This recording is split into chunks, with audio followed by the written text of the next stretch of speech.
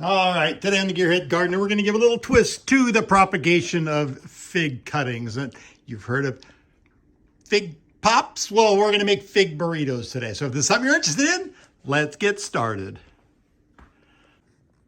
All right, before we get started, like I said, January 1st, look at it, 70 degrees in the shop, 64 degrees outside, and it's like 1:30 in the afternoon.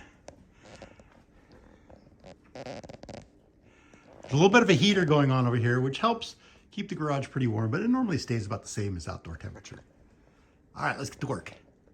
All right, here, things change quickly.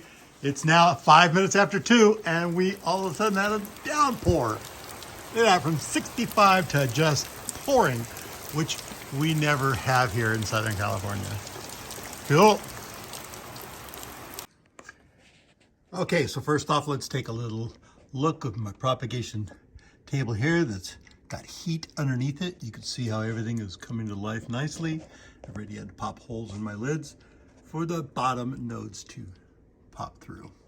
Okay, so I have a ton of spare cuttings. Okay, I'm in Southern California where these things grow wild on, you know, the sides of city streets and everything. So I rescued this tree just a couple of weeks ago.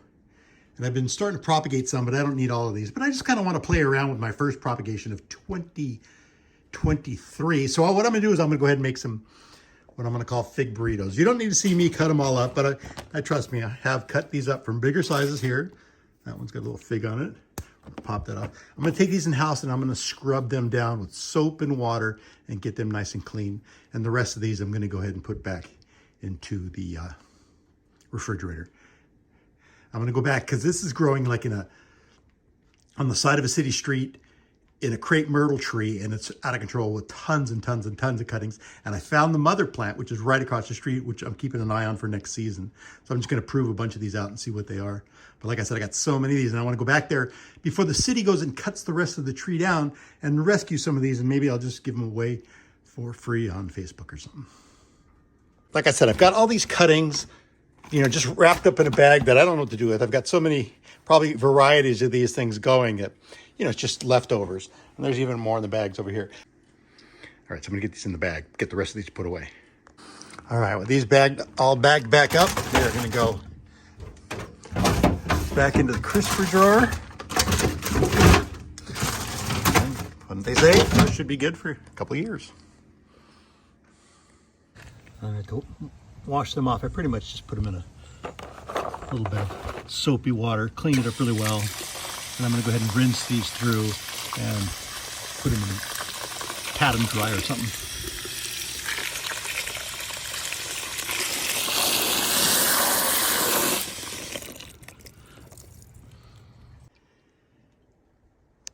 They've been rinsed off and patted dry. And now they are sitting in this towel, which, you know, sitting on these paper towels, which I just want to get these nice and wet, get the paper towels wet as well. Okay. And this is a bit too many because I think that's going to be just too fat. That's too fat of a burrito. All right, so I'm going to take a couple of these things out. I've given it a couple layers of paper towels and folded the edges over and rolled them, and now I'm getting these plenty wet. And then the whole idea is we are going to just roll this thing up like a burrito, like so. And then just fold the edges over, like so. All right, I went ahead and labeled it Fig Burrito and put today's date, 1/1/23. And I'm going to go ahead and hide this. Let's see if we can get under here and show you guys. I'm going to hide this underneath here. Okay, it's just going to slide underneath here where you can see from up above. Get the camera in there. All right, so I've got a couple of heat lamps going, which are just ceramic reptile type of heaters. You know, just an element screws into a light socket, as you can see. So I've got two of those up there, which are giving me plenty of nice heat. And the burrito's gonna sit there. I've got a couple other ones that I've rolled up and put in baggies, and I'm gonna put those down there as well and let these sit here until like at least February 1st before I get in there and look at them. Maybe I'll even wait till Groundhog's Day and we'll go ahead and take these out and just to see what's happening. So it should stay plenty warm in here. What I'll do is I'll come back in a little while and see what the temperature is in here. All right, so in here, just the base, that's roughly 65 degrees. And of course, it's 80 degrees in other spots, but just down here, it's gonna sit. I might even put a pan underneath it to keep the cold air from coming up from the bottom. This gives me a temperature of 85, 86 degrees at the base of my rooting cuttings. Fig pops in there. Anyways, that's it. We're going to play with this one and come back to you shortly. Just want to make sure there's going to be enough moisture in here because I'm going to be ignoring it for a little while.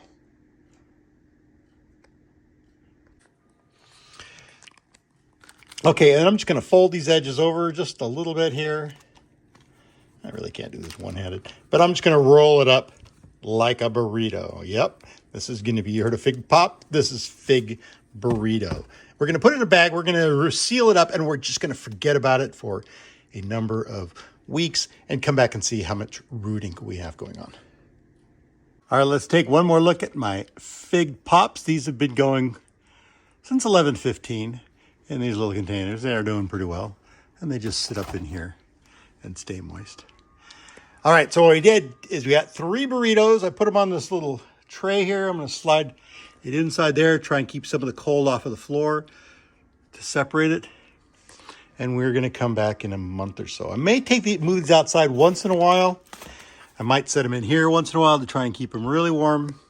But the main thing is I'm going to keep them moist, warm, and dark and give them 30 days and see what happens. So hope you guys like this video. Don't forget to like, share, and subscribe. Come back on this journey as I play with my fig trees, work on old cars, and do pretty much anything I want on my retirement.